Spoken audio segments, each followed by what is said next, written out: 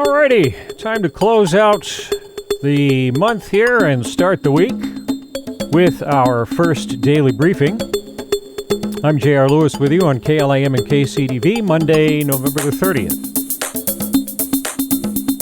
These, as always, are on the radio in the 1, 5, and 8 p.m. hours, and then uploaded to youtube.com/Cordova TV as soon as we can get them up there. This shouldn't take very long today. Mostly good news, although we have to prepare for the possibility, of course, that if we did things we shouldn't have over the Thanksgiving weekend, that something could happen later. But in terms of how the weekend went, things moving in the right direction. Most importantly, no more hospitalizations. The active case count, let's see, last time we did a briefing, I think it was 10, now it's 7. So more recoveries. We have a total of 7 active known resident cases. The city is still at that level 4 warning level. And if you want to check on the details of what that means, covid19.cityofcordova.net is the address.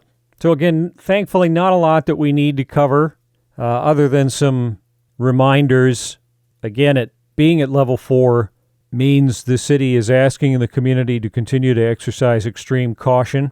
Medical response team is still advising against elective travel, and all residents are reminded to do their part to stop the spread, any further spread. There's still a mandatory mask rule when in public, social distancing by staying 6 feet apart, and avoiding indoor gatherings, which has consistently over the last few months been the chief way that it's spreading around. Not just in Cordova, but across the state. And the city says we continue to rely significantly on individual responsibility to keep our community safe and ask that everyone do their best to live up to this considerable trust. Remember, if you are identified as a close contact of someone who has tested positive, you'll need to quarantine for 14 days regardless of whether you test negative during that time.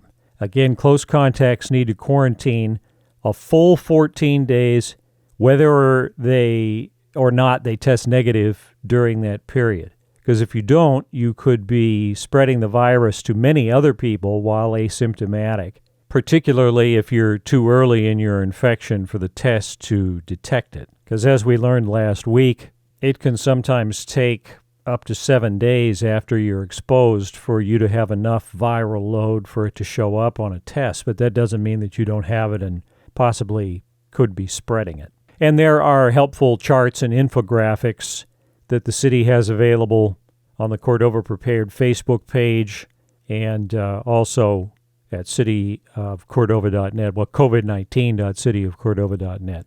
And a quick footnote on the more positive side. Social distancing, of course, is critical right now for public health and safety, but that doesn't mean that our elders don't need to feel supported. CCMC's long-term care facility says still that it would mean very much to their residents to get a letter in the mail. If you're interested, you can send a letter or card to CCMC, care of Pen Pals for Residents at Box 160.